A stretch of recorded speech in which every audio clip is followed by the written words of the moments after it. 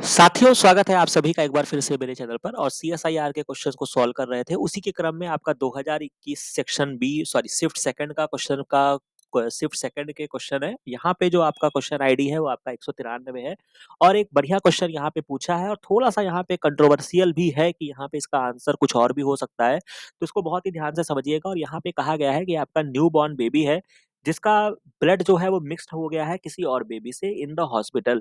और मदर का जो ब्लड ग्रुप है वो आपका ओ ब्लड ग्रुप की आपकी जो मदर है, अगर मैं उसकी बात करता हूँ तो उसका ब्लड ग्रुप जो है वो आपका ओ है और फादर जो है उसका ब्लड ग्रुप जो है वो आपका एबी ब्लड ग्रुप है। तो ये कहानी है। इसके अलावा इन्होंने आरएच के एंगल से भी दिया है जो कि आपका यही जो मेन एंगल है, इसी से ही आपको क्वेश्चन का आंसर ढूँढने में प्रॉब्लम आएगी।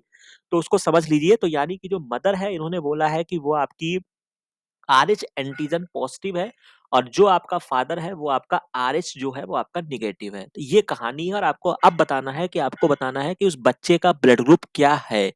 समझ रहे हैं मेरी बात को?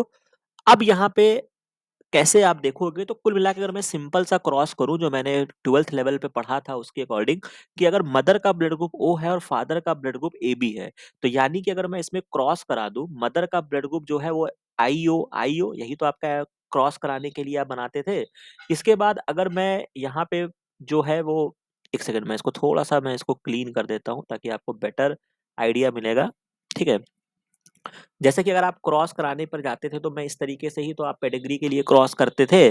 सपोज दैट मदर का जो ब्लड ग्रुप है वो आपका जीनोटाइप जो होगा वो आपका आईओ हो जाएगा और फादर जो है उसका आईए आईबी यही तो होगा, तभी तो ये एबी ब्लड ग्रुप है और ये आपका ओ ब्लड ग्रुप है। अब मैं इसमें क्रॉस कराना शुरू कर दूं तो आईए आईओ हो गया, आईबी आईओ हो गया, आईओ हो गया। मतलब एक बार इससे इसको क्रॉस कराया, एक बार इससे इससे कराया, अब इससे करा रहा हूँ, इससे करा रहा हूँ। समझ रहे हो?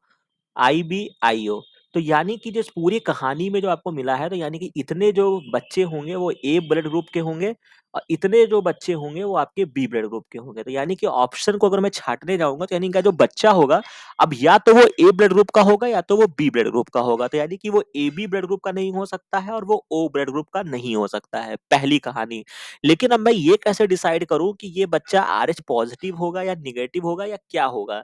अब इसको समझने का मतलब क्या है, इसको समझने का दूसरा एंगल है, वो समझने का दूसरा एंगल जो है वो ये है कि फादर जो है वो किसी चीज का आरएच का निगेटिव है, तो यानी कि मैं इसको डबल स्मॉल डी से मैं आपको दिखा देता हूँ, क्योंकि ये जो है ये निगेटिव है। मतलब कह सकते हो ना, मैं इसको दो एलिल्स मान लेता हूँ। कैपिटल डी जो है वो पॉजिटिव के लिए है और स्मॉल डी जो है वो आपका नेगेटिव के लिए है, सपोज दैट।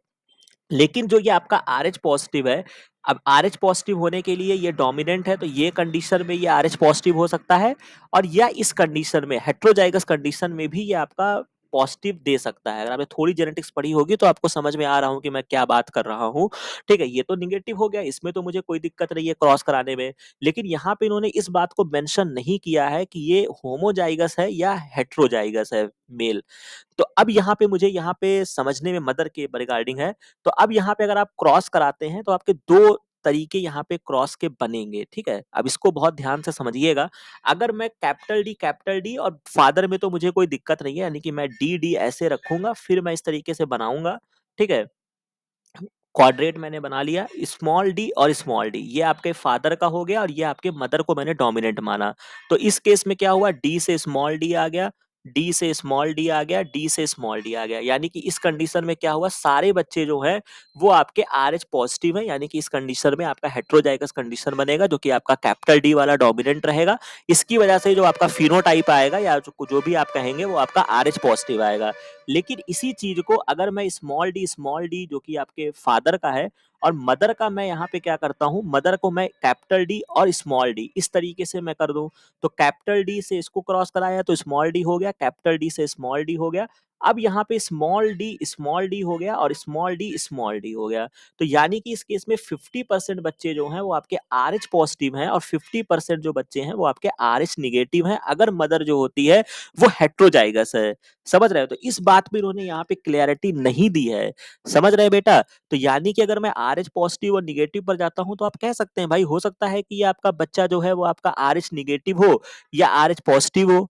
ठीक है? और ब्लड ग्रुप में तो हमने क्लियर ही कर लिया है कि आपका ए भी हो सकता है, बी भी हो सकता है।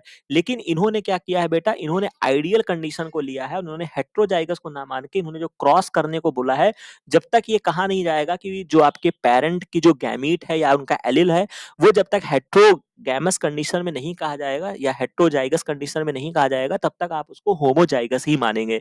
तो यानी कि जो इस क्वेश्चन को सॉल्व करने के लिए जो आप क्रॉस करोगे, अब मैं इसको थोड़ा-सा क्लीन कर देता हूँ क्योंकि आपको अब यहाँ से समझने में आसानी रहेगी।